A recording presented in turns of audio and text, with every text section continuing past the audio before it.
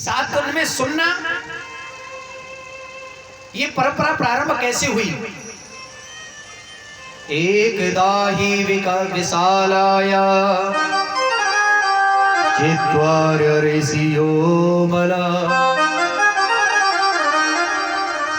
सत्संगार्थ समायाता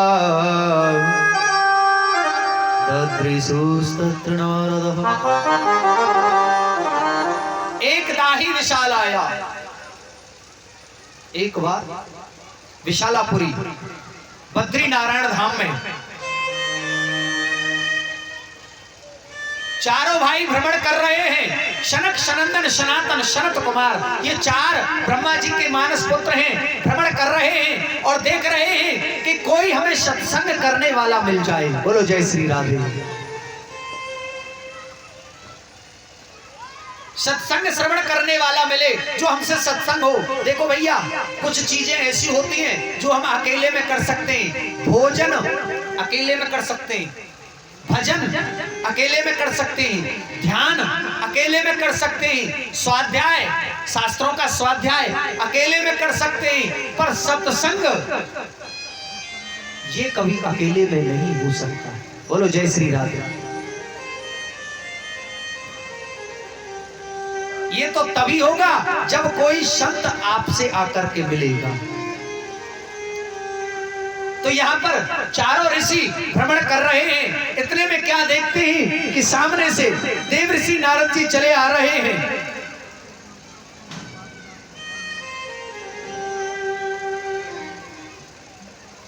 और देखा कि उनका मुख कमल उदास है। कथम ब्रह्मण्य दीन मुखे कुतो चिंता तरो भवान। हे ब्राह्मण, यहाँ पर ऋषियों ने पूछा, चारों ऋषियों ने पूछा, हे संत भगवान, आपका मुख उदास क्यों है? ऐसा लग रहा है जैसे किसी कृपण का धन चला गया हो। गतवित्तो यथो जना। आपका मुखमंडल इस प्रकार से उदास नजर आ रहा है। क्या कारण है? क्योंकि संत को कभी चिंता उचित नहीं लगती। संत को कभी चिंता नहीं करनी चाहिए, और संत कभी चिंता करता भी नहीं है। संत दो चीज कभी जिंदगी में नहीं करता है, एक क्रोध और दूसरा चिंता। और यदि कदाचित वो करेगा भी तो अपने लिए नहीं। वृक्ष कबहु न फल वखे, नदी न संचय नीर, और परमार्थ के कारण ही ये साधु न धरा शरीर। नदी अपना नीर नहीं पी सकती, वृक्ष अपना फल नहीं खा सकता। ऐसे ही संत कभी अपने लिए उदास नहीं हो सकते। जब कभी भी उदास होंगे तो किसी दूसरे के दुख के लिए होंगे। जब यहां पर पूछा तो देव ऋषि नारद जी कहते हैं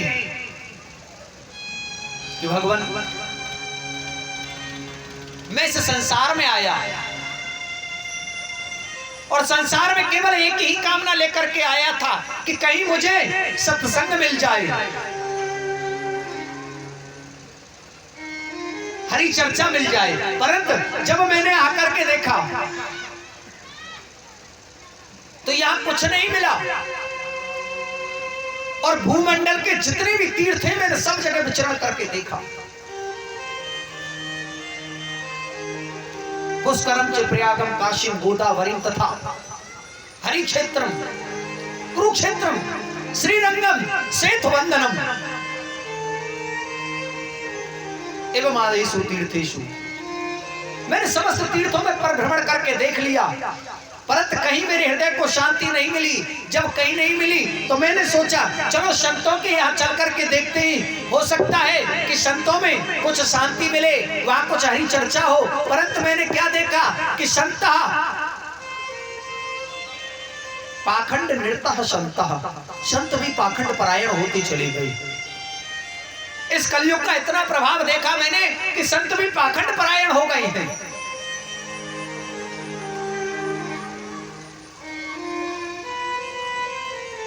तपसी धनवंत दरिद्र कही, कल कौतुक तात न जात कही। तपसी पर अपार धन है और गृहस्थी पर अपना जीवन निर्वाह नहीं हो पा रहा है। इस कलयुग की मैंने बड़ी विडंबना देखी। संत पाखंड परायण हो गए। जब संतों में जाकर के मैंने देखा तो क्या देखा, ये बंगले किसके बन रहे हैं? जवाब मिला त्यागी जी के। बोलो जय श्री राधे।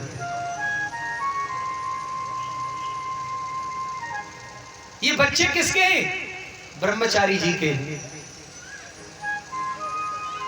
भाई ये शोर बोल हो रहा है, ये कहां हो रहा है? मन कहीं नहीं, मौनी जी के आश्रम में हो रहा है। बोलो जय श्री राधे। इस कलयुग का इतना प्रभाव हो गया कि तपसी भी इस कलयुग के प्रभाव से नहीं बच पा रहे हैं। जब तपसी लोग नहीं बच रहे तो भला ये मनुष्य क्या बचेंगे? ये सूक्ष्म प्राणी क्या बच सकता है इस कलयुग के प्रभाव से?